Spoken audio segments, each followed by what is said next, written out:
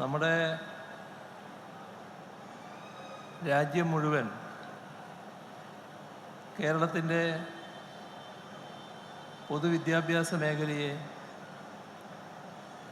അത്ഭുതാതരങ്ങളോടെയാണ് നോക്കിക്കാണുന്നത്. ഇവിടെ നിങ്ങളിൽ 10 വർഷത്തിൽ കൂടുതൽ സർവീസ് ഉള്ളവർക്ക് 10 വർഷം മുൻപുള്ള കേരളം, അന്നത്തെ സ്കൂൾ എങ്ങനെയായിരുന്നുവെന്ന് നല്ല ധാരണയുണ്ടാവുമല്ലോ. അന്ന് പൊതുവിദ്യാലയങ്ങൾ, നിങ്ങൾ പഠിപ്പിക്കുന്ന സ്കൂളുകളെല്ലാം വലിയ തോതിൽ പ്രയാസം അനുഭവിക്കുന്ന അവസ്ഥയായിരുന്നു.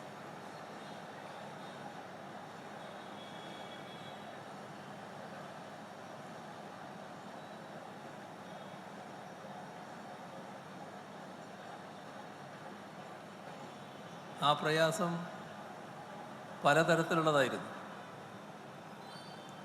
ഒന്ന്, സ്കൂളുകൾ വലിയ പഴക്കമുള്ളതാണ്. ആ പഴക്കമുള്ള സ്കൂളുകൾ ആവശ്യമായ കാലാനുസൃതമായ മെയിൻ്റനൻസ് ഉണ്ടായിട്ടില്ല. അതുകൊണ്ട് തന്നെ പലതും ജീർണിച്ച അവസ്ഥയാണ്. അകത്ത് കടന്നാൽ ക്ലാസ് മുറിക്കകത്ത് പലയിടങ്ങളിലും പൊട്ടിപ്പൊളിഞ്ഞ ബെഞ്ചുകളാണ് കുട്ടികൾക്ക് ഇരിക്കാനുണ്ടായിരുന്നത്. ചില തട്ടുമുട്ട് വിദ്യകൾ കൊണ്ട് നിർത്തിപ്പോരുന്ന ബെഞ്ചുകളായിരുന്നു അത്. കുട്ടികൾ എത്ര എണ്ണമുണ്ടായാലും ആവശ്യമായ മറ്റ് സൗകര്യങ്ങളുണ്ടായിരുന്നില്ല. ചിലയിടങ്ങളിൽ ശുചിമുറികൾ വേണ്ട തോതിലുണ്ടായിരുന്നില്ല. കുറച്ചുകൂടി കടന്നാൽ ലാബ് സൗകര്യം തീരെ ഉണ്ടായിരുന്നില്ല. നമ്മുടെ പഴയ തലമുറ ഈ വിദ്യാലയങ്ങളിലൂടെ പഠിച്ചു വന്നവരാണ്. എന്നാൽ ആ പഠിച്ചു വന്ന ആ തലമുറയുടെ പിൻഗാമികൾക്ക്, അവരുടെ മക്കൾക്ക്, അവർ ഈ പൊതുവിദ്യാലയത്തിൽ അയക്കണ്ട എന്ന നിലപാടിലേക്കെത്തി. അവരെ പൊതുവിദ്യാലയങ്ങളിൽ അയക്കാത്ത സ്ഥിതി വന്നു. ഇതിൻ്റെ ഭാഗമായി കുട്ടികളുടെ എണ്ണം ഓരോ സ്കൂളിലും ഭീമമായി കുറഞ്ഞു. ഏകദേശം 5 ലക്ഷം കുട്ടികൾ നമ്മുടെ പൊതുവിദ്യാലയങ്ങളിൽ നിന്ന് ഒഴിഞ്ഞുപോയി. മാത്രമല്ല, സ്കൂളുകളെ ഒരു പ്രത്യേക ഗണത്തിൽപ്പെടുത്തി. അതിലെ അനാദായകരം എന്ന വിശേഷണത്തോടെ 1000-ഓളം സ്കൂളുകൾ അടച്ചുപൂട്ടുന്ന ഭീഷണിപ്പെട്ടു. പല സ്കൂളുകളും നേരത്തെ അടഞ്ഞുപോയി. ഇതെല്ലാം നമ്മുടെ നാടിൻ്റെ അനുഭവമായിരുന്നു. അപ്പോൾ ഇനി പൊതുവിദ്യാഭ്യാസ രംഗം അതിൻ്റെ യശസ്സോടെ നമ്മുടെ നാട്ടിൽ തിരിച്ചു വരില്ല, നാടിങ്ങനെയായിപ്പോയി എന്ന ധാരണയാണ് എല്ലാവർക്കും ഉണ്ടായത്. പൊതുവിദ്യാഭ്യാസ മേഖലയെ സ്നേഹിക്കുന്ന എല്ലാവരും അതിൽ വല്ലാതെ വേദനിച്ചു. 2016 ഞങ്ങൾ അധികാരത്തിൽ വരുമ്പോഴുള്ള അവസ്ഥ അതായിരുന്നു. എന്നാൽ ആ തെരഞ്ഞെടുപ്പിൽ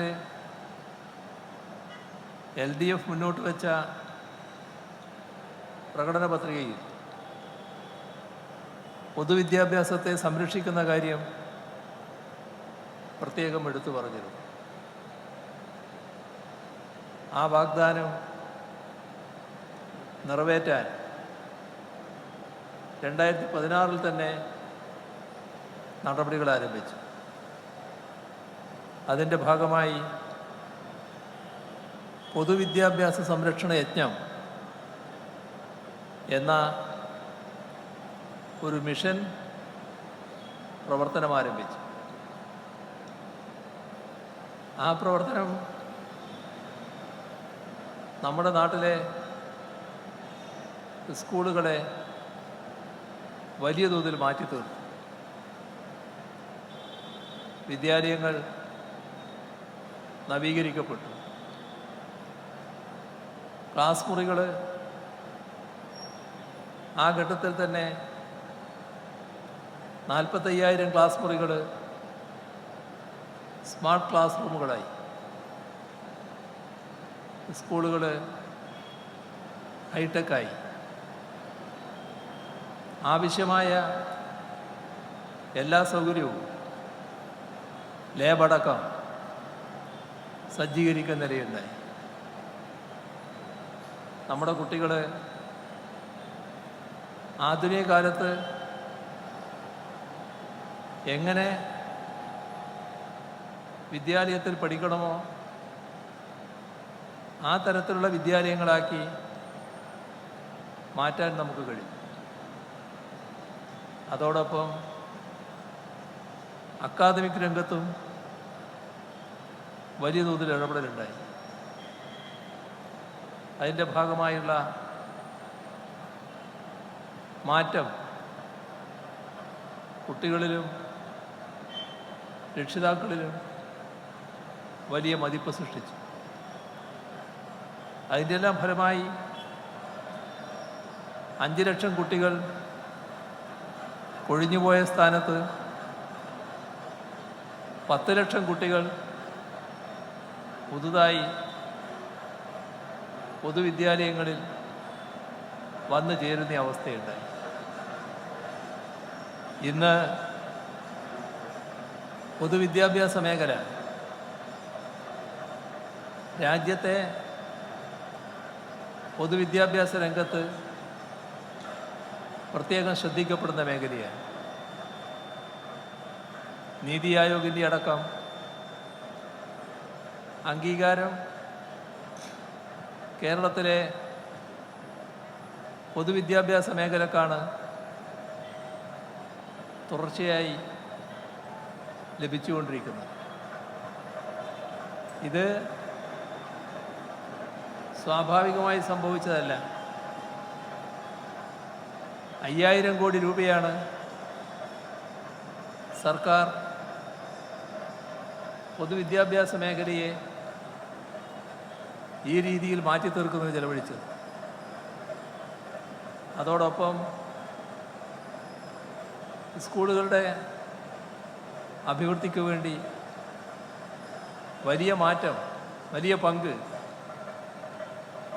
നാട്ടുകാരും പൂർവ്വ വിദ്യാർത്ഥികളും അവിടെയുള്ള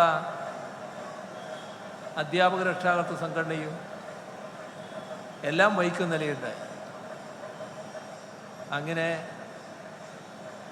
നാടാകെ ചേർന്നുകൊണ്ടുള്ള വലിയ മാറ്റമാണ് പൊതുവിദ്യാഭ്യാസ രംഗത്തുണ്ടായത്. ഇന്ന് ലോകത്തിലെ ഏത് ഭാഗത്തുമുള്ള ഉയർന്ന അക്കാദമിക് മികവോടെ പ്രവർത്തിക്കുന്ന വിദ്യാലയവുമായി കിടപിടിക്കാവുന്ന പൊതുവിദ്യാലയങ്ങളാണ് കേരളത്തിലെ മിക്കവാറും എല്ലാ വിദ്യാലയങ്ങളും. ആ ഒരവസ്ഥയിലേക്ക് മാറ്റിക്കൊണ്ടുവരാൻ കേരളത്തിന് കഴിഞ്ഞിരിക്കും.